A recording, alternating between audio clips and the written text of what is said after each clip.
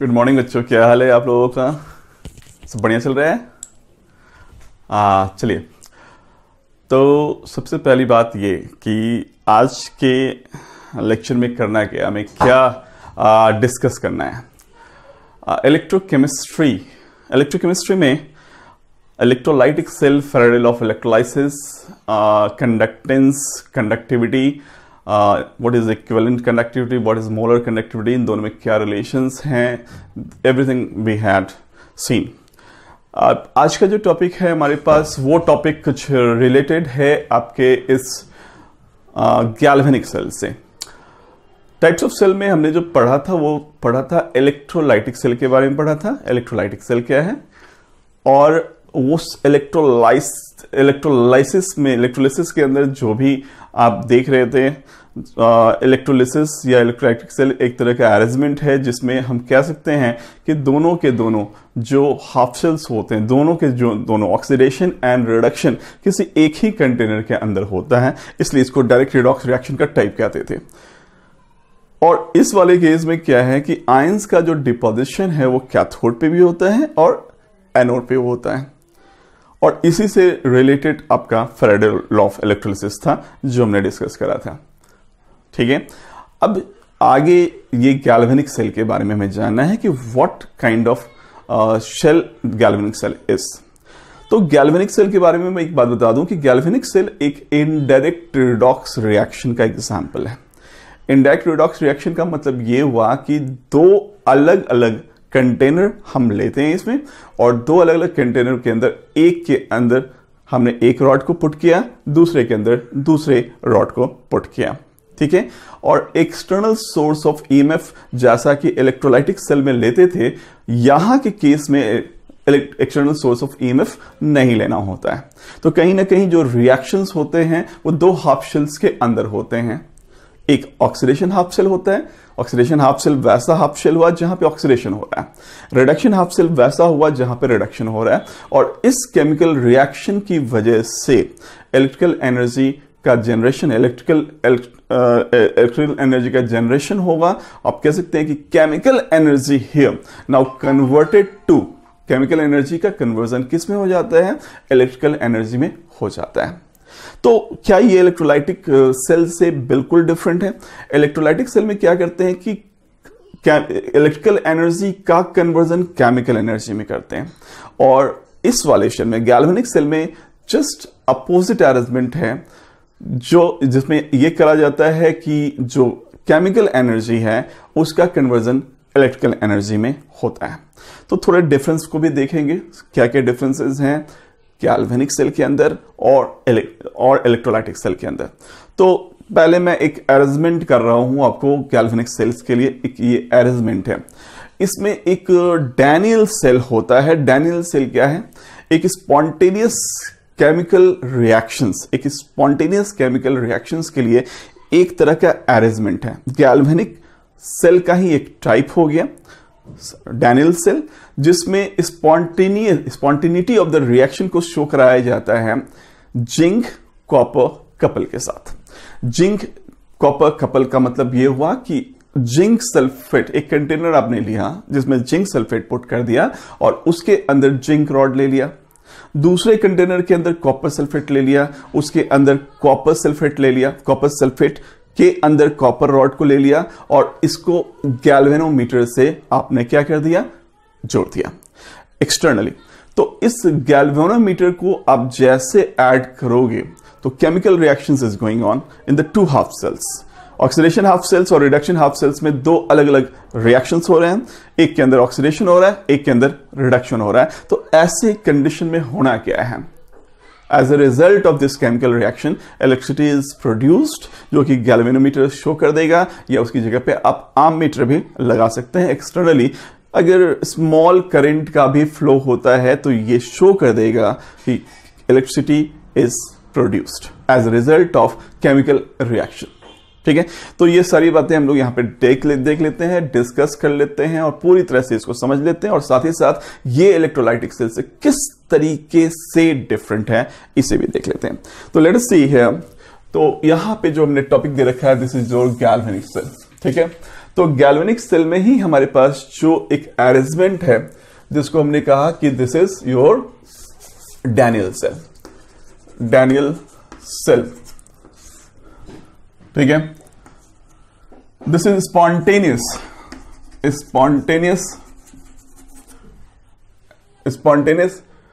cell reaction.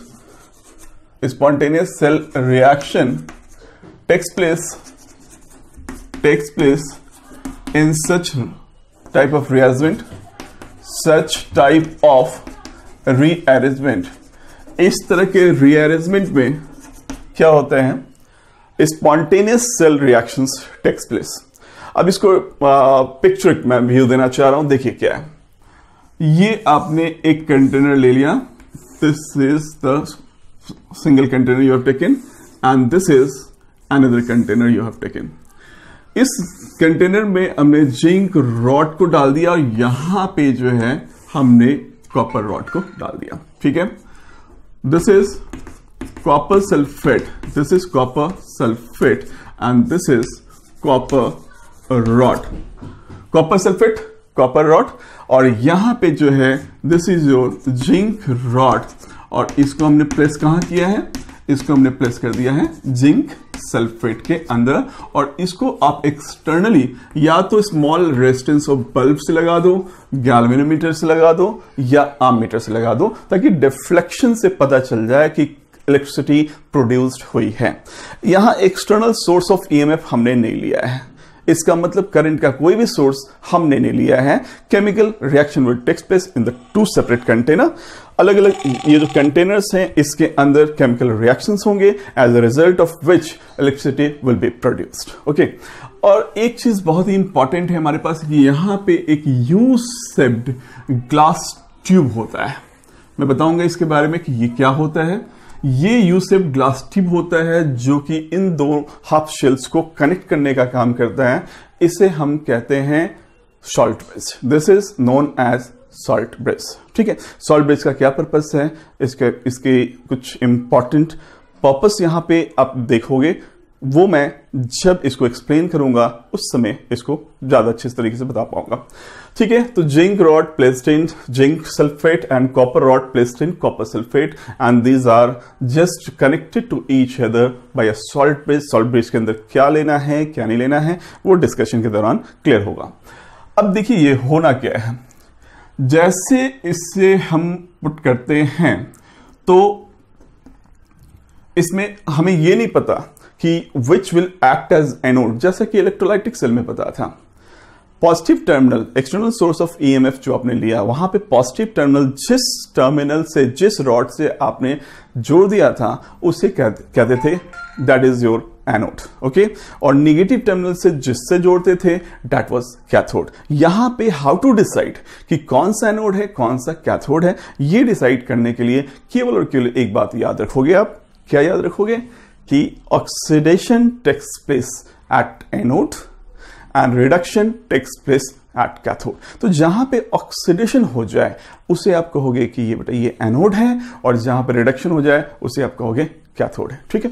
तो ये चीज यहां पे जैसे इसको आपने गैल्वेनोमीटर या स्मॉल रेजिस्टेंस बल्ब से जोड़ा तो reaction start taking place. Zinc ये Zn+2 इलेक्ट्रॉन में कन्वर्ट हो जाएगा, और यहां पे आप क्या देख रहे हो कि धीरे धीरे धीरे धीरे क्या होगा, ये जिंक रॉड जो होगा धीरे धीरे ये कोरोड होता जाएगा। Why this corrosion is taking place? Because zinc is converted to Zn+2, ठीक है। अब बताओ यार, यहां पे जिंक जो है वो Zn+2 में कन्वर्ट हो रहा है। पहले Zn+2 और सल्फेट SO4-2 इक्वल नंबर्स में थे। अब ये जिंक जब Zn+2 में कन्वर्ट होगा तो क्या यहां पे एक्सेस Zn+2 हो जाएगा, ठीक है। और साथ ही साथ हमें यह भी पता चल गया कि जहां पे ऑक्सीडेशन हो उसे ही एनोड कहते हैं। तो जिंक रॉड एक्ट्स एज ये एनोड का काम कर रहा होगा, क्लियर। तो ये एनोड की पहचान हो गई। अब दूसरी पहचान करनी है कि कैथोड को कैसे बताया जाए। तो जैसे ये Zn+2 में कन्वर्ट हुआ, यहां पे एक्सेस Zn+2 हो गया, ठीक है। और ये जो इलेक्ट्रॉन है, ये इलेक्ट्रॉन इससे होता हुआ इससे होता हुआ यहां को आएगा, और ये copper plus 2 will what the copper plus 2 will do, copper plus 2 जो है ये इलेक्ट्रॉन को एक्सेप्ट करके खुद को कॉपर में कन्वर्ट कर देगा। तो कॉपर प्लस 2 कहां पे प्रेजेंट है, कॉपर सल्फेट आप ले रहे हो, तो इस कॉपर सल्फेट के अंदर कॉपर प्लस 2 SO4 - 2 दोनों आयंस इसके अंदर प्रेजेंट है। कॉपर प्लस 2 ने इलेक्ट्रॉन को एक्सेप्ट किया जो कि जिंक से आया, जिंक रॉड के से आया, और उसने इलेक्ट्रॉन को एक्सेप्ट करके खुद को कॉपर में डिपॉजिट करा दिया। तो आप यहां पे क्या देखोगे, इस रॉड पे कुछ डिपॉजिट हो रहा है, दिस इज डिपॉजिशन, ये डिपॉजिशन ऑफ कॉपर है, और इस तरह से जिंक का कोरोजन आ रहा है। तो एक का लॉस और दूसरे में गेन, इस तरीके से यहां पे हो रहा है। ठीक है, एक चीज तो क्लियर हो गई कि जो यहां पे जहां पे रिडक्शन हो रहा है that will act as cathode, वो कैथोड का काम कर रहा होगा। इज दिस विजिबल, आप देख पा रहे हो? चलिए, तो अगर आप देख पा रहे हैं तो इट्स बेटर। तो ये कैथोड का काम कर रहा होगा और ये एनोड का काम कर रहा होगा। दोनों बातें क्लियर हो गई, कैथोड कौन सा है, एनोड कौन सा है, कैसे इसको रिकॉग्नाइज करेंगे। Reduction takes place at cathode and oxidation takes place at anode. बस ये सारी बातें आपको याद रखनी है इसके लिए। That's it. कोई प्रॉब्लम? चलिए, यहां तक बेटा कोई प्रॉब्लम नहीं है, ठीक है, कोई प्रॉब्लम नहीं है। तो अब जरा हम ये देखें कि इलेक्ट्रॉन का फ्लो और करंट का फ्लो एग्जैक्टली किस डायरेक्शन में होता है। तो इलेक्ट्रॉन, फ्लो ऑफ इलेक्ट्रॉन, ये एनोड है और ये कैथोड है। एक्सटर्नली जो है इलेक्ट्रॉन का फ्लो इस एनोड से कैथोड की तरफ हो रहा है, that is from anode to cathode. Okay, ये फ्लो ऑफ इलेक्ट्रॉन हो गया, और इसके जस्ट अपोजिट डायरेक्शन में जो है फ्लो ऑफ करंट हुआ करेगा, क्योंकि हम जानते हैं कि करंट का फ्लो जो होता है कन्वेंशनल करंट कहते हैं। इससे मतलब इलेक्ट्रॉन के फ्लो के अपोजिट डायरेक्शन में जो है करंट का फ्लो होता है। तो फ्लो ऑफ करंट का अगर फ्लो हम देखें बेटा, तो करंट का फ्लो किधर से किधर होगा, कैथोड टू एनोड, कैथोड से एनोड की तरफ जो है करंट का फ्लो होगा, दैट इज एनोड। ये हो जाएगा कैथोड टू एनोड। अब आप ये एक बात जानते हैं कि current flows always from low potential to ये high potential to low potential. तो करंट का जो फ्लो होता है, वो करंट का फ्लो जो होता है ये हाई पोटेंशियल से किधर की तरफ होता है, लो पोटेंशियल की तरफ होता है, लो पोटेंशियल की तरफ होता है, राइट। इसका मतलब ये हुआ कि हाई पोटेंशियल कैथोड से एनोड की तरफ हो रहा है। इस मींस कि हाई पोटेंशियल जो है वो कैथोड हो गया और लो पोटेंशियल जो है वो एनोड हो गया। ये बात यहां पे क्लियर हो गई कि cathode is at higher potential है and the anode is at low potential है। Getting my points? इसके जस्ट उल्टे में आप अगर इलेक्ट्रोलाइटिक सेल में जाते हैं तो इलेक्ट्रोलाइटिक सेल में क्या देखते हैं कि इलेक्ट्रोलाइटिक सेल के अंदर जो एनोड है वो हाई पोटेंशियल और कैथोड जो है वो low potential. There is difference here. तो ये चीज तो यहां पे क्लियर हो गई। दूसरी चीज ये कि जिंक रॉड जो है, जो एनोड का काम कर रहा है, इज दिस पॉजिटिवली चार्ज्ड और नेगेटिवली चार्ज्ड? क्योंकि इलेक्ट्रॉन का फ्लो इस रॉड से होता हुआ जाता है, लगातार इलेक्ट्रॉन का फ्लो होता रहता है, तो इस वजह से दिस इज निगेटिवली चार्ज्ड। यहां जो एनोड है निगेटिवली चार्ज्ड है और cathode is here positively charged. ठीक है, तो lot of differences there. Electrolytic cell से आप बहुत सारे डिफरेंस यहां पे देख पा रहे हो। मैं वन बाय वन इसको एक बार क्लियर कर दूं। भाई इलेक्ट्रोलाइटिक सेल के अंदर एक ही कंटेनर्स होते हैं, ठीक है, नो नीड टू राइट, बस आप समझो इस बात को। इलेक्ट्रोलाइटिक सेल के अंदर सिंगल कंटेनर है जिसके अंदर ऑक्सीडेशन और रिडक्शन दोनों होते हैं।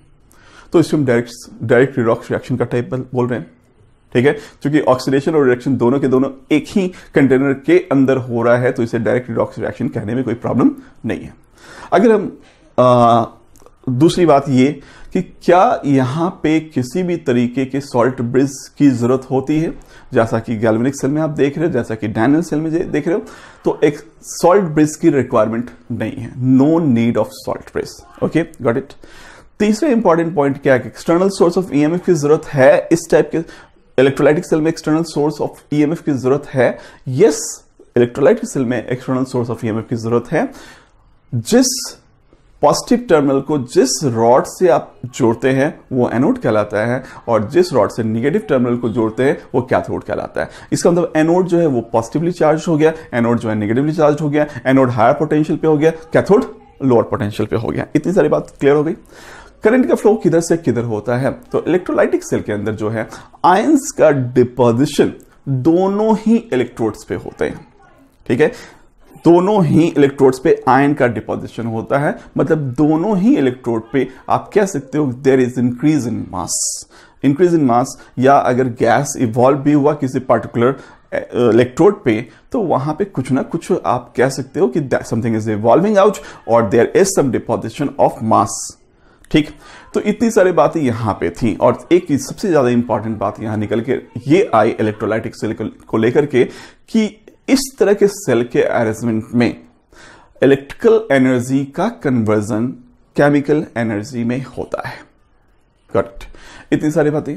अब आप गैल्वेनिक सेल की बात करो या आप डैनियल सेल की बात करो, जो कि हमने यहां पे अरेंज कर रखा है, zinc in zinc sulphate and copper in copper sulphate. What is exactly happening here? ये हो रहा है कि इस तरह के सेल में आप एक्सटर्नल सोर्स ऑफ ईएमएफ नहीं ले रहे हो।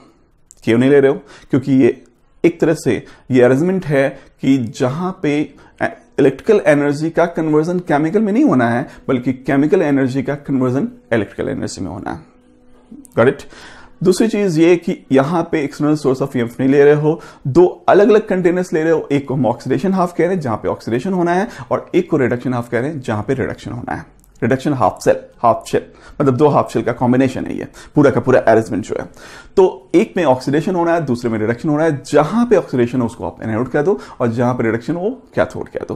तो इस तरीके से यहां पे जो आप एनोड को देखोगे, एनोड जो है वहां पे ऑक्सीडेशन हो रहा है, और कैथोड जो है वहां पे रिडक्शन हो रहा है। Anode is here negatively charge while cathode is positively charge. Anode is at lower potential while cathode is at higher potential. तो आप कह सकते हो कि करंट का फ्लो जो यहां पे है वो किधर से किधर हो रहा है, कैथोड टू एनोड, और इलेक्ट्रॉन का फ्लो एनोड टू कैथोड। सारी बातें यहां पे क्लियर हो गई, दोनों में डिफरेंसेस समझ में आ गया। एक बात क्लियर, एक और बात हो गई कि यहां पे जो chemical energy that is taking, chemical reaction that is taking place at anode और cathode, as a result of which electricity is produced. और ये गैल्वेनोमीटर या आर्ममीटर या स्मॉल रेजिस्टेंस बल्ब जो है वो डिटेक्ट कर लेगा। तो आखिर सोर्स ऑफ एनर्जी कहां से, ये इलेक्ट्रिकल सोर्स ऑफ एनर्जी कहां से आ रहा है? तो ये डेफिनेटली केमिकल रिएक्शन से यहीं आ रहा है और कहीं से नहीं आ रहा है। तो इतनी सारी बातें हो गई यहां पे लेकर के गैल्वेनिक सेल को। अब मैं एक छोटा सा एग्जांपल दे दूं कि सॉल्ट ब्रिज क्या होता है। Okay, now come to the salt bridge. Salt bridge पे आते हैं और सॉल्ट ब्रिज को देख लेते हैं क्या है salt bridge. Okay, what is salt bridge?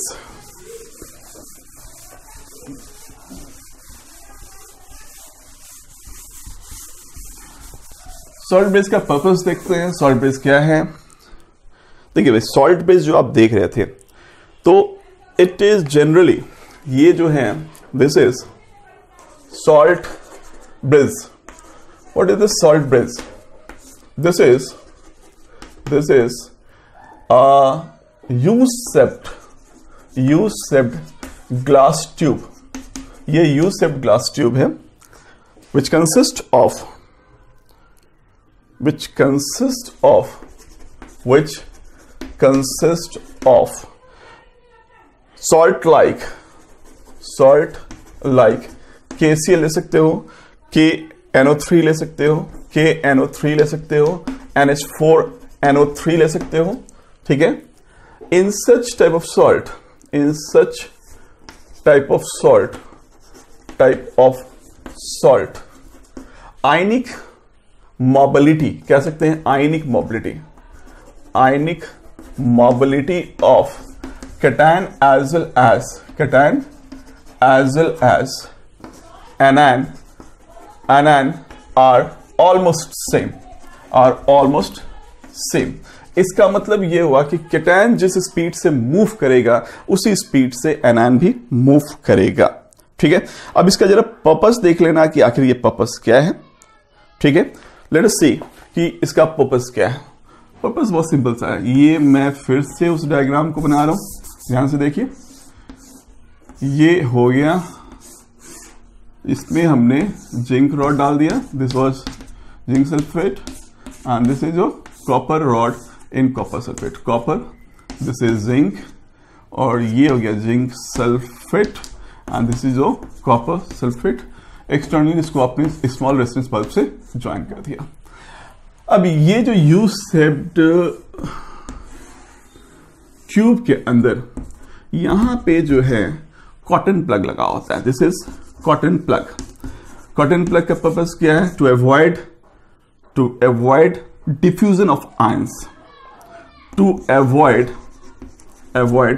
Diffusion of ions, excess diffusion of ions, excess diffusion of ions.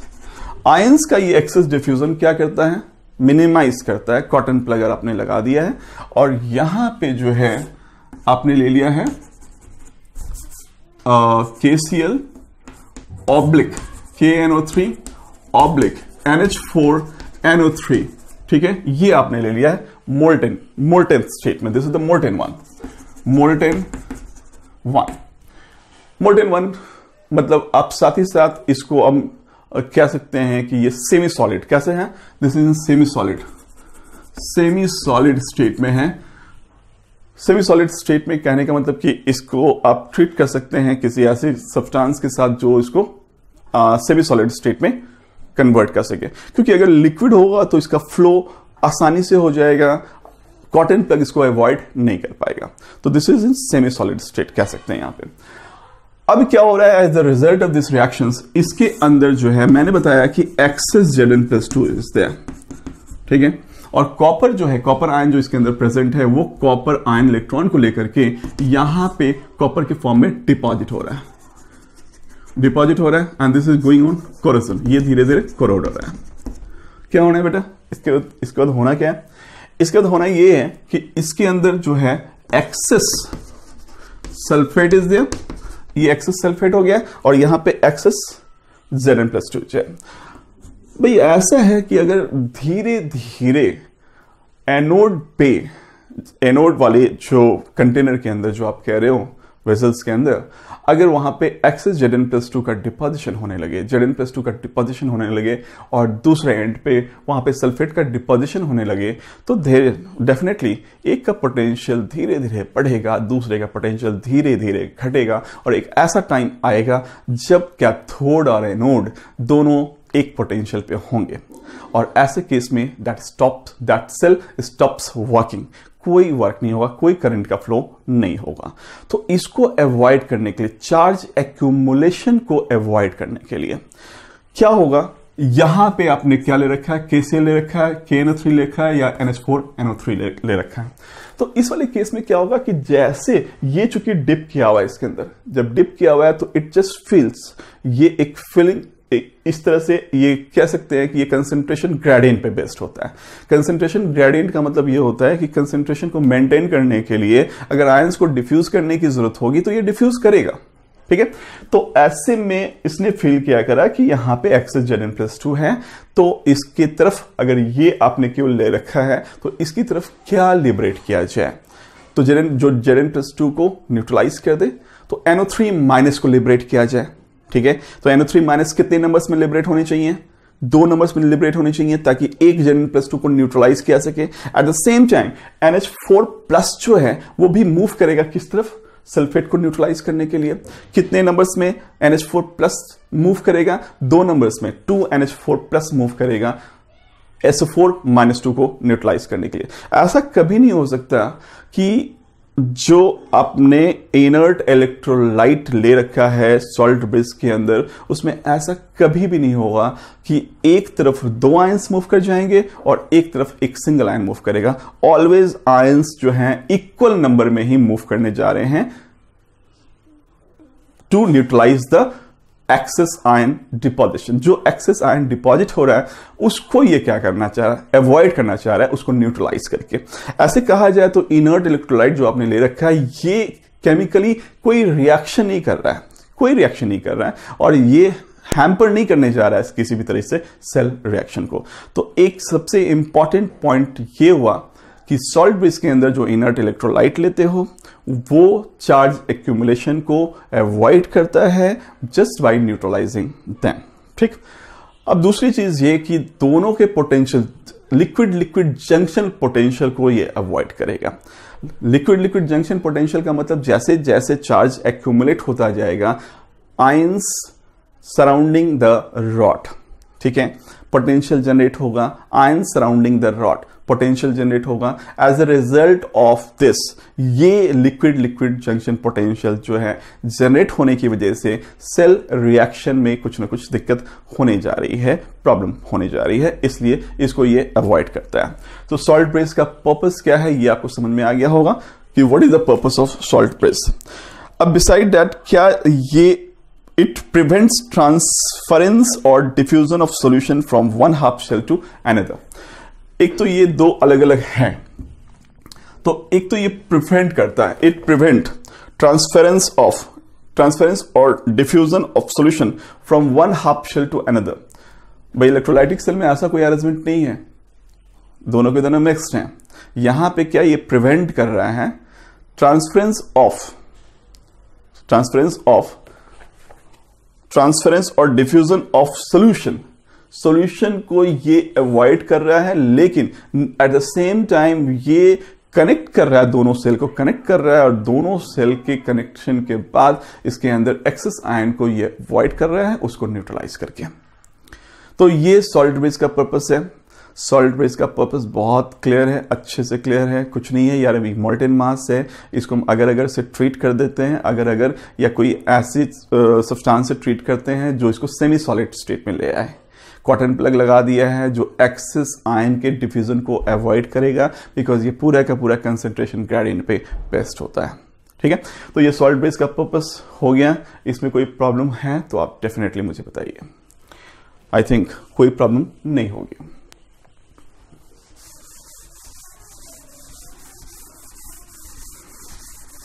यहां तक कोई प्रॉब्लम नहीं।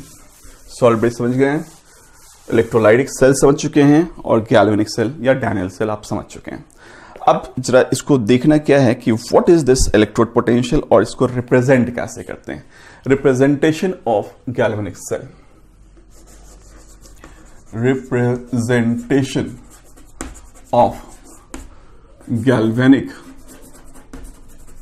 Cell and its cell reaction, और इसका सेल रिएक्शन कैसे देते हैं, कैसे इसको रिप्रेजेंट किया जाता है। देखो भाई, रिप्रेजेंटेशन का बहुत सिंपल सा तरीका है।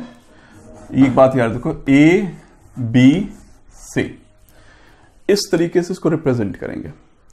ए का मतलब एनोड, ये क्या है, ए का मतलब एनोड, बी का मतलब ब्रिज और सी का मतलब कैथोड।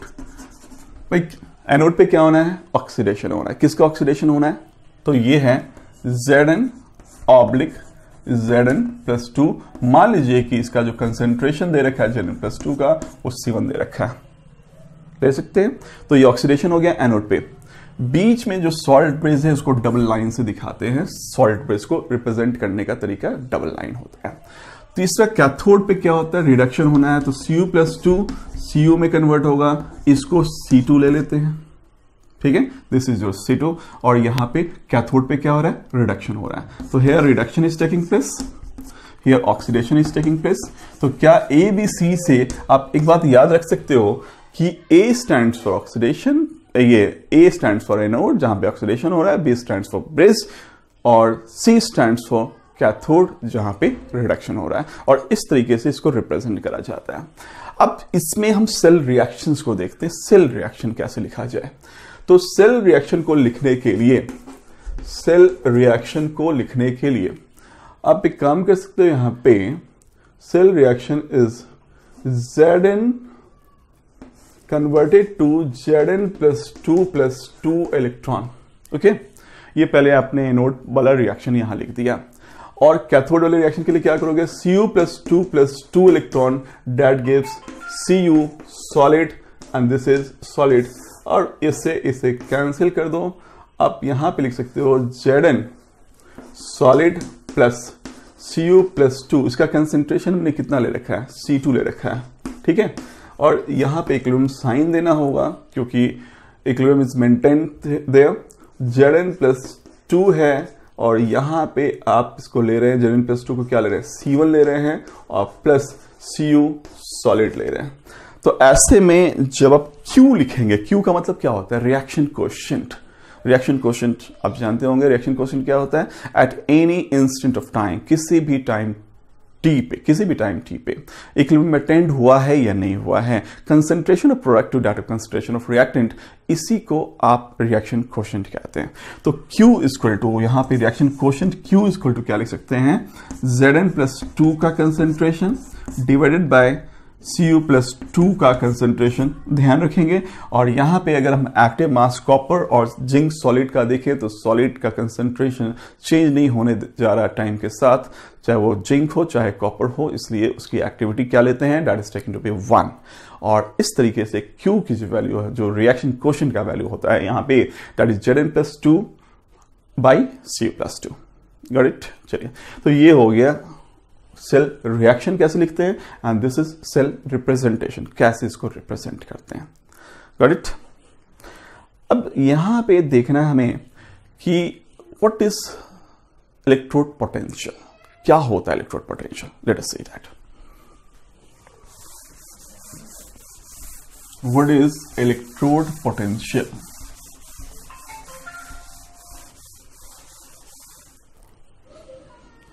देखिए भैया, इलेक्ट्रोड पोटेंशियल क्या होता है, जरा इसको समझें। इलेक्ट्रोड पोटेंशियल कोई कॉम्प्लेक्सिटी नहीं, बिल्कुल भी नहीं, ठीक है। आप बड़े आराम से समझने की जरूरत है। बुक में क्या होता है, या थोड़ा उसको थोड़ा पेचीदा बना कर रखा है, तो वैसे ना देख करके उसको बहुत सिंपल तरीके से देखते हैं कि इलेक्ट्रोड पोटेंशियल क्या है।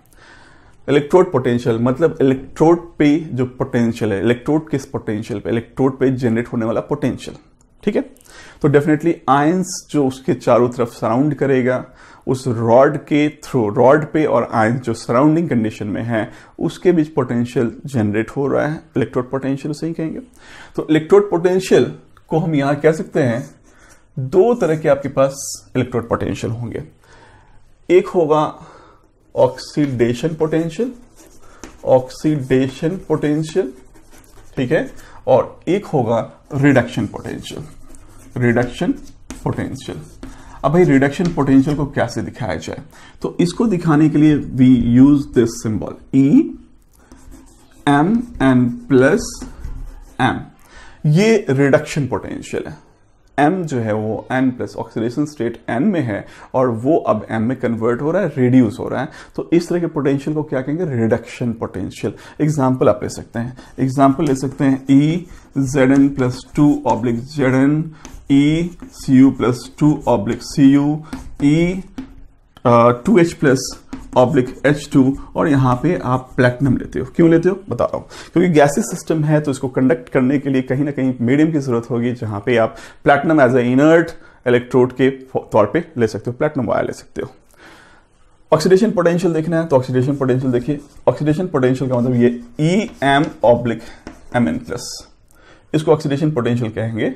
एग्जाम्पल में देख सकते हैं यहां पे E Cu oblique Cu+2, E Zn oblique Zn+2, E H2 oblique 2H plus, ठीक है। ये सब के सब ऑक्सीडेशन पोटेंशियल हो गए। अगर इसी इलेक्ट्रोड पोटेंशियल को, इसी पोटेंशियल को किसी खास कंडीशन में आप मेजर करेंगे तो उसे हम कहते हैं स्टैंडर्ड इलेक्ट्रोड पोटेंशियल। तो when electrode potential is measured at, electrode potential is given at 1 atmospheric pressure and 25 degrees centigrade। तो 1 एटमॉस्फेरिक प्रेशर और 25 डिग्री सेंटीग्रेड पे इसको आप मेजर करते हो, देते हो, तो जो इलेक्ट्रोड पोटेंशियल है that is known as electrode potential is known as standard electrode potential. Standard electrode potential के नाम से इसे जानते हैं।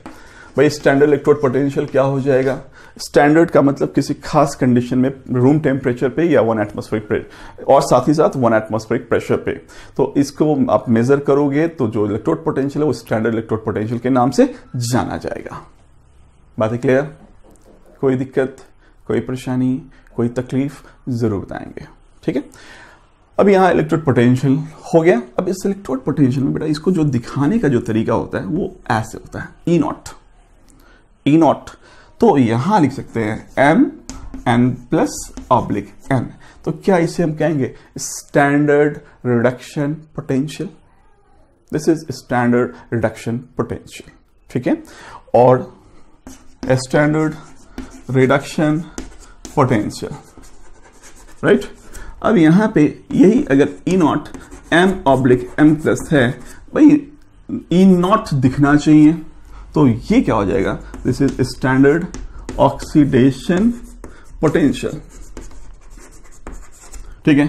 ये सारी बातें आपको समझ में आ गई कि स्टैंडर्ड ऑक्सीडेशन पोटेंशियल का मतलब होता है, स्टैंडर्ड रिडक्शन पोटेंशियल का क्या मतलब होता है, सारी बातें क्लियर है। अब इसका मतलब जानना है यार कि किसी का स्टैंडर्ड रिडक्शन पोटेंशियल ज्यादा होने का क्या मतलब होता है, कम होने का क्या मतलब होता है, ये बात जाननी जरूरी है। तो इसके लिए हमारे पास इलेक्ट्रोकेमिकल सीरीज होता है। इलेक्ट्रोकेमिकल सीरीज के अंदर क्या क्या बातें होती हैं सब कुछ देखते हैं।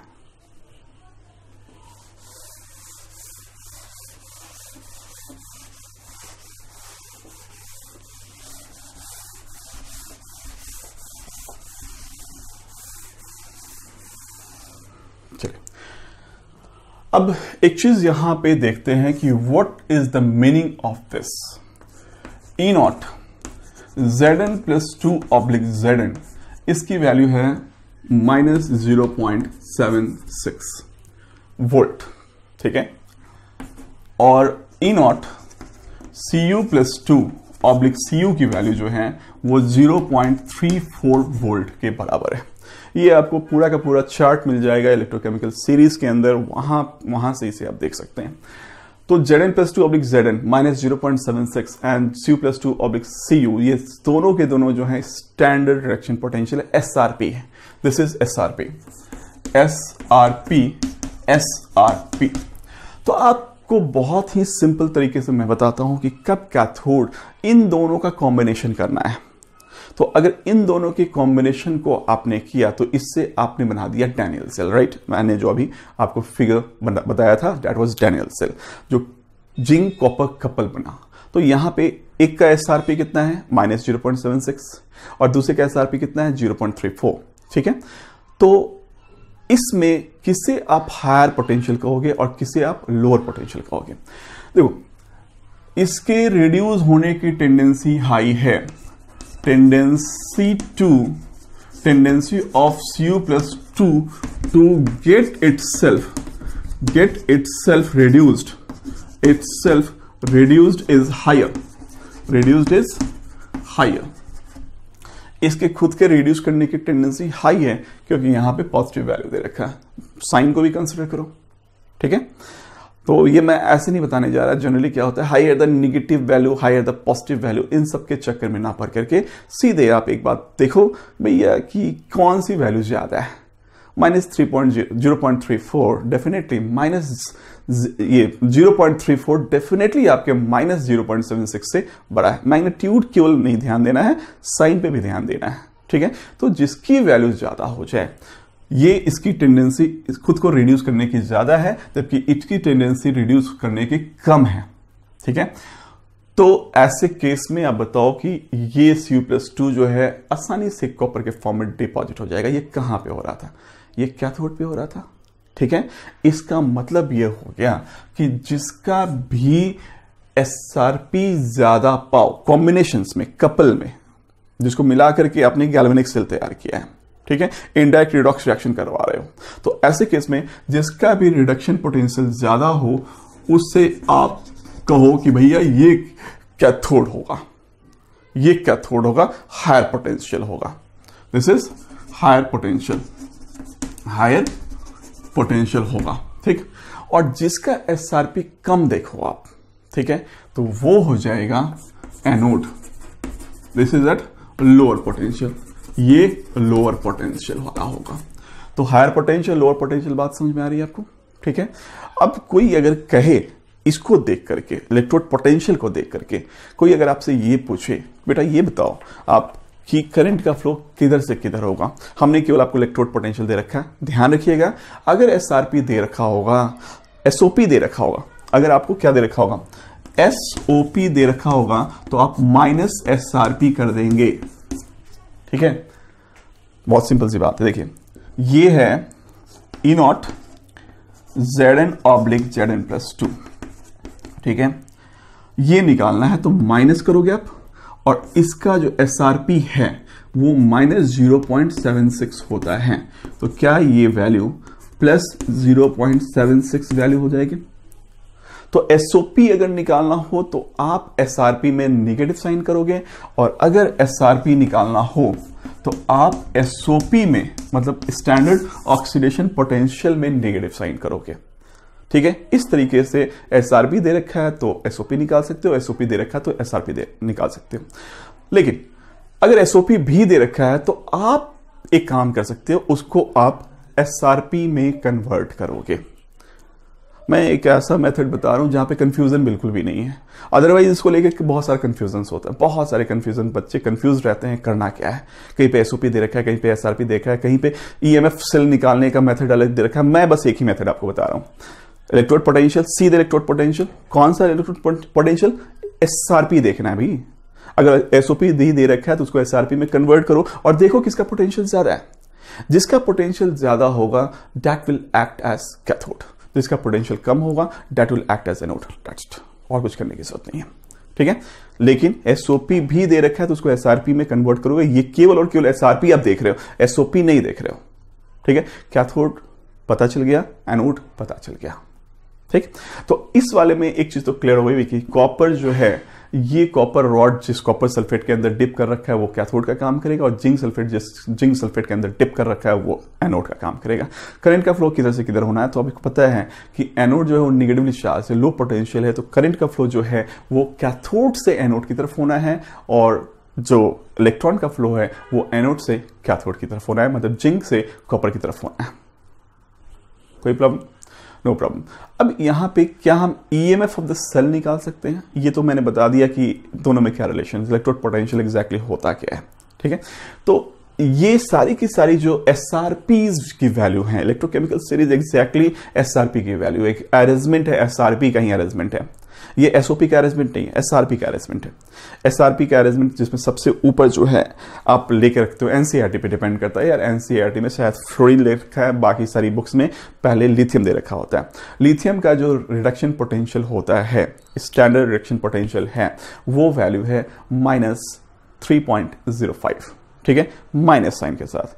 इसका मतलब क्या है कि लिथियम के ऑक्सीडाइज होने, रिड्यूस होने की टेंडेंसी, प्लस Li प्लस से Li में कन्वर्ट होने की टेंडेंसी बहुत ही पुअर है, बहुत ही कम है। जो अपने आप को रिड्यूस नहीं कर सकता, इसका मतलब जो अपने आप को आसानी से ऑक्सीडाइज कर सकता है, Li प्लस Li में कन्वर्ट हो रहा है, इसका जो रिडक्शन पोटेंशियल है इसकी वैल्यू बहुत कम है, -3.05 है, निगेटिव में है, बहुत कम है। इसका मतलब Li प्लस Li में कन्वर्ट आसानी से नहीं हो सकता, इसका मतलब Li जो है Li प्लस में आसानी से कन्वर्ट हो सकता है। तो जो अपने आप को इजीली ऑक्सीडाइज कर सके, लिथियम अपने आप को इजीली ऑक्सीडाइज कर सकता है, बल्कि Li प्लस जो है Li में इजीली रिड्यूस नहीं हो सकता। तो ऐसे केस में जो अपने आप को इजीली क्या कर सके, ऑक्सीडाइज कर सके, that acts as a reducing agent. तो लिथियम जो है रिड्यूसिंग एजेंट का काम करेगा। यही अगर जब टॉप से बॉटम पे आओगे तो वहां पे आप क्या देखोगे, फ्लोरीन इज देयर। तो फ्लोरीन का जो रिडक्शन पोटेंशियल आप देखते हो E naught F2 oblique F minus PT, तो ये प्लस 2.87 वोल्ट दे रखा होता है, और ये इनफैक्ट इलेक्ट्रोड पोटेंशियल सबसे ज्यादा है। तो अगर यहां पे इलेक्ट्रोड पोटेंशियल सबसे ज्यादा दे रखा है, इट मीन्स कि इसके रिड्यूस होने की टेंडेंसी बहुत ज्यादा है। ठीक है, इनफैक्ट पूरे इलेक्ट्रोकेमिकल सीरीज में सबसे ज्यादा है। तो जो अपने आप को इजीली रिड्यूस कर सके उसको क्या कहते हैं, that acts as a strongest oxidising acid. ठीक ठीक है। तो इलेक्ट्रोड पोटेंशियल को देख करके आप ये बता सकते हो which will act as a strong reducing agent and which can act as a strong oxidising agent. Got it? No problem. तो इतनी सारी बातें, यहां तक में कोई प्रॉब्लम नहीं। तो आप ये जान चुके हो कि इलेक्ट्रोड पोटेंशियल को देख करके क्या क्या बताया जा सकता है।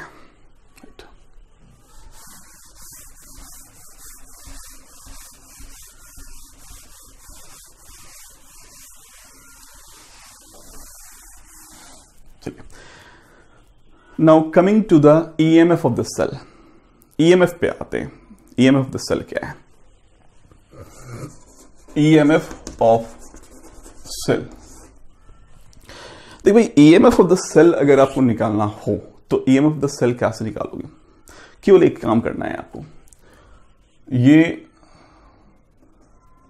Zn oblique Zn plus 2, this is Cu plus 2 oblique Cu, ठीक है। इसका अगर ईएमएफ निकालना है तो हमेशा क्या करना होता है, E not cell is equal to, इस कॉम्बिनेशन के लिए जो E नॉट सेल निकालोगे, E not cell is equal to E not cathode minus E not anode. Cathode is at higher potential and anode is at lower potential. तो E not cathode आपने कर दिया minus E not anode कर दिया। Cathode में से anode के कौन से पोटेंशियल को माइनस करना है, that is very very important. तो ऑलवेज ये जो फॉर्मूला आप लगाओगे ये केवल और केवल एसआरपी के लिए लगाओगे, स्टैंडर्ड रिडक्शन पोटेंशियल के लिए लगाओगे, ठीक है। मतलब कहने का मतलब ये है कि अगर आपके पास एसओपी भी दे रखा है तो आप इसको एसआरपी में कन्वर्ट करेंगे, और जो एसआरपी में दे रखा है उसको एसआरपी में रहने देंगे। जो एसआरपी की वैल्यू ज्यादा होगी उसको आप कैथोड मानोगे, और जिस एसआरपी की वैल्यू कम होगी उसको आप क्या मानोगे, एनोड मानोगे। तो E naught cathode minus E naught anode से आप ईएमएफ ऑफ द सेल निकाल सकते हो। तो फॉर एसआरपी ओनली ये लिखना बहुत ज्यादा जरूरी है। इसका मतलब किसी भी तरीके से उसको एसआरपी में ही लिखना है, स्टैंडर्ड रिएक्शन पोटेंशियल में कन्वर्ट करके ही वैल्यू को चेक करोगे, ठीक है। यहां पे ई नॉट कैथोड, कैथोड क्या भाई, तो ई नॉट कैथोड पे क्या हो रहा था, रिडक्शन हो रहा था, Cu plus 2 oblique Cu minus E naught Zn plus 2 oblique Zn, और ये वैल्यू आपको पता है 0.34 वोल्ट माइनस 0.76 वोल्ट, और ये वैल्यू 1.10 दैट विल बी। तो ई नॉट सेल का वैल्यू 1.10 हो गया। 1.10 मतलब ई नॉट सेल की वैल्यू इतनी आ गई। और ये एक दूसरे से रिलेटेड है, थोड़ा बहुत थर्मोडायनेमिक्स को याद करते हैं कि जो रिलेशन हमारे पास है, delta G not is equal to minus M F E not cell है, और ई नॉट सेल की वैल्यू जो है यहां पे पॉजिटिव आ गई है। अगर ये पॉजिटिव आ गई है इसका मतलब डेल्टा जी नॉट का वैल्यू जो है ये निगेटिव हो जाएगा। और डेल्टा जी नॉट का वैल्यू निगेटिव आने का क्या मतलब होता है, इसका मतलब ये होता है कि इस तरह का जो कॉम्बिनेशन आपने किया है, ये जो आपने गैल्वेनिक सेल बनाया है या डैनियल सेल का जो कॉम्बिनेशन है, इसमें डेल्टा जी नॉट का वैल्यू निगेटिव आ रहा है क्योंकि ई नॉट सेल का वैल्यू पॉजिटिव आ रहा है। तो ये एक स्पॉन्टेनियस अरेंजमेंट है। ये आप जैसे एड ऑन करोगे, जैसे आप इसको गैल्वेनोमीटर से इन दोनों हाफ शेल्स को जोड़ोगे, आपको कुछ करने की जरूरत नहीं है। The reaction starts, it's the spontaneous reaction. ये रिएक्शन खुद ब खुद होगा, you need not to do anything, ठीक है। तो कहीं कहीं क्या होता है कि अगर आपने कुछ ऐसा अरेंजमेंट कर रखा है जहां पे E not cell is not coming positive, in that case E not cell की वैल्यू अगर निगेटिव आ गई तो वैसे केस में डेल्टा जी नॉट का वैल्यू क्या हो जाएगा, डेल्टा जी नॉट का वैल्यू पॉजिटिव हो जाएगा। और डेल्टा जी नॉट का वैल्यू पॉजिटिव आने का मतलब ये हो गया the reaction is non spontaneous. वो अरेंजमेंट जो आपने कर रखा है उसमें खुद ब खुद रिएक्शन नहीं होने जा रहा है, केमिकल रिएक्शन नहीं होने जा रहा है। तो यहां पे नेगेटिव आ रहा है, इसका मतलब ये स्पॉन्टेनियस हो गया। दिस इज स्पॉन्टेनियस अरेंजमेंट, ये एक स्पॉन्टेनियस अरेंजमेंट है, ठीक है। तो सारी बातें यहां पे बस ये चीज याद रखना है। मैं बुक के अंदर क्या दे रखा है, ऑक्सीडेशन पोटेंशियल के टर्म में दे रखा होता है, एसओपी के टर्म में दे रखा होता है, एसआरपी के टर्म में दे रखा होता है, एसआरपी एंड एसओपी के टर्म में दे रखा होता है। मेरा ये कहना है कि आप कुछ करने की जरूरत नहीं है आपको, ऑक्सीडेशन पोटेंशियल भी दे रखा है तो उसको रिडक्शन पोटेंशियल में कन्वर्ट करो, रिडक्शन पोटेंशियल दे रखा है, इट्स ओके, ठीक है। और बस एसआरपी जिसकी वैल्यू ज्यादा है उसमें से आप छोटे वाले को माइनस कर देना है, दैट्स और कुछ करने की जरूरत नहीं है। Got it? Any problem? No problem, ठीक है, यहां तक कोई प्रॉब्लम नहीं है। तो इस तरीके से आप ईएमएफ ऑफ द सेल निकाल सकते हो। मैंने बस एक ही मेथड बताया आपको, और बाकी सभी फॉर्मूले हैं, लेकिन there is it's not needed at all, I am telling you. अगर आप उन सब में भी जाओगे तो आप खुद को कंफ्यूज करोगे। साथ ही साथ ये स्टैंडर्ड रिडक्शन पोटेंशियल से ये भी आप जान पाए कि कौन ऑक्सीडाइजिंग एजेंट है, कौन रिड्यूसिंग एजेंट है, कौन कैथोड का काम करेगा, कौन एनोड का काम करेगा, कहां पे इलेक्ट्रॉन का फ्लो किस डायरेक्शन से किस डायरेक्शन में होगा, करंट का फ्लो किस डायरेक्शन से किस डायरेक्शन में होगा, एवरीथिंग इज नोन, ठीक है। न्यूमेरिकल पे फोकस करेंगे, डेफिनेटली करेंगे, लेकिन बेटा पहले थ्योरी को आप जितना ज्यादा क्रिस्टल क्लियर करोगे, बहुत अच्छे से समझने की जरूरत है। क्वेश्चंस तो खुद ब खुद बनते हैं, ठीक है। थ्योरी जानो, क्वेश्चंस तो बनेंगे ही पक्का, यहां तक ठीक है। अब यही चीज यहां पे लिखा जा सकता है क्या, ई नॉट। बेटा ये जो है कैथोड है, क्योंकि ये सी और ये बी और ये ए था, तो क्या ई नॉट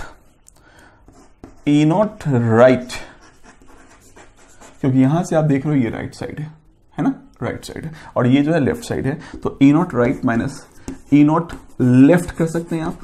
ये भी आप ध्यान रखिएगा, एसआरपी ओनली, मतलब आप स्टैंडर्ड रिडक्शन पोटेंशियल के लिए ही कर पाएंगे। Any problem? No problem. अब आप ये सोच रहे होगे कि ई सेल इनर्ट सेल दोनों में डिफरेंस क्या है। इनर्ट सेल की वैल्यू क्या फिक्स्ड है? तो आप ये जान लो कि इनर्ट सेल की जो वैल्यू है that is going to be fixed while E cell is going to be variable.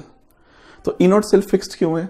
क्योंकि इसको किसी खास रेफरेंस इलेक्ट्रोड को के रेफरेंस में इसको निकाला गया है, और वो रेफरेंस इलेक्ट्रोड इसको हम कहते हैं SHE, that is standard hydrogen electrode potential. Standard hydrogen electrode मतलब हाइड्रोजन को इसने रेफरेंस इलेक्ट्रोड मान रखा है। तो हाइड्रोजन का जो रिडक्शन पोटेंशियल है चाहे ऑक्सीडेशन पोटेंशियल है, इसकी वैल्यू 0 है, that is taken to be 0, ठीक है। तो अगर इसकी वैल्यू 0 है और इसके कंपैरिजन में आप बाकी वैसे इलेक्ट्रोड को इसके साथ ऐड करना चाह रहे हो जो कि स्टैंडर्ड रिडक्शन पोटेंशियल की वैल्यू निगेटिव रख रहा है, तो हाइड्रोजन के साथ, अगर हाइड्रोजन इलेक्ट्रोड के साथ इसको अगर जोड़ रहे हो उस इलेक्ट्रोड को, तो डेफिनेटली हाइड्रोजन इलेक्ट्रोड जो है ये कैथोड का काम कर रहा होगा, क्योंकि इसकी वैल्यू 0 है और बाकी की जो वैल्यू है दूसरे इलेक्ट्रोड की वैल्यू निगेटिव है, एसआरपी की वैल्यू निगेटिव है, मतलब वो एनोड का काम कर रहा होगा, ठीक है। तो ये मिला करके SHE को मिला करके और दूसरे इलेक्ट्रोड्स को मिला करके सबका पोटेंशियल फाइंड आउट किया गया, और कुछ पोटेंशियल जब फाइंड आउट किया गया तो देखा क्या गया कि कुछ इलेक्ट्रोड्स के लिए जो एसआरपी की वैल्यू निगेटिव आ रही है और कुछ इलेक्ट्रोड्स के लिए जो एसआरपी की वैल्यू है वो पॉजिटिव आ रही है। तो पॉजिटिव आने का मतलब अगर एसआरपी के रेस्पेक्ट में अगर वो पॉजिटिव आ रहा है, एसआरपी उसका एसआरपी पॉजिटिव आ रहा है, इसका मतलब वो कैथोड का काम कर रहा है, और ये जो SHE है स्टैंडर्ड हाइड्रोजन इलेक्ट्रोड, ये एनोड का काम कर रहा है, ये एनोड का काम कर रहा है, राइट। उसी तरह से अगर इलेक्ट्रोड पोटेंशियल की वैल्यू निगेटिव आ रही है SHE के कंपैरिजन में, इसके अंदर SHE acts as a cathode higher potential and that electrode जिसका एसआरपी निगेटिव आया है, कैलकुलेशन के बाद अब कैलकुलेट करोगे एक्सपेरिमेंटली, SHE को उस इलेक्ट्रोड के साथ ज्वाइन करके एक कॉम्बिनेशन सेल तैयार करोगे, कंबाइन करोगे, तो आप देखोगे कि एक का वैल्यू पॉजिटिव आ रहा है, एक का वैल्यू निगेटिव आ रहा है, ठीक है। तो ये चीज ऐसे बोलने से नहीं होगा, मुझे लगता है कि इसको दिखाना होगा। चलिए मैं दिखाता हूं आपको, एक अरेंजमेंट दिखाता हूं। What is SHE? That is a reference electrode.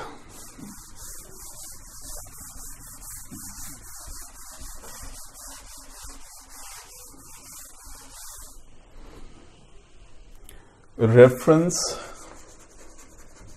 electrode, that is SHE, standard hydrogen electrode. देखिए भाई स्टैंडर्ड हाइड्रोजन इलेक्ट्रोड में क्या है कि E not 2H plus oblique H2, यहां प्लेटिनम लेते हैं क्योंकि गैसेस फेज है, ये 0 वोल्ट है, या E not H2 oblique 2H plus platinum, this is also taken to be 0, दोनों ही कंडीशन में ये 0 है। इसका मतलब ये रेफरेंस इलेक्ट्रोड है, इसके कंपैरिजन में बाकी दूसरे सेल्स को आप अरेंज करते हो। ठीक है, तो for copper and SHE combination, copper and SHE combination के लिए E0 Cu plus 2 oblique Cu, इसकी वैल्यू प्लस 0.34 वोल्ट है, और E0 इसका रिडक्शन पोटेंशियल अगर देखा जाए तो इसका जो रिडक्शन पोटेंशियल है वो 0 है। इट मींस कि ये जो है ये कैथोड का काम कर रहा होगा, ठीक है, और ये एनोड का काम कर रहा होगा। क्लियर? तो कॉम्बिनेशन से पता चल जाएगा कि कौन कैथोड का काम करेगा, कौन एनोड का काम करेगा। Similarly for zinc and SHE combination, SHE combination, zinc SHE combination के लिए E0 Zn plus 2 oblique Zn की वैल्यू जो है वो माइनस 0.76 वोल्ट है, और E0 2H plus oblique H2 PT इसकी वैल्यू 0 वोल्ट है। अब बताओ यार, यहां पे ये जो है ये एनोड का काम करेगा और ये कैथोड का काम करेगा। This is at higher potential, this is at lower potential. ये क्लियर हो गया कि SHE can act as cathode as well as anode, दोनों की तरह काम कर सकता है डिपेंडिंग अपॉन द कॉम्बिनेशन, किसके साथ इसको ज्वाइन करके आप कॉम्बिनेशन सेल्स बना रहे हो। ठीक है, किसके साथ ज्वाइन करके इलेक्ट्रोकेमिकल सेल तैयार कर रहे हो आप। ठीक,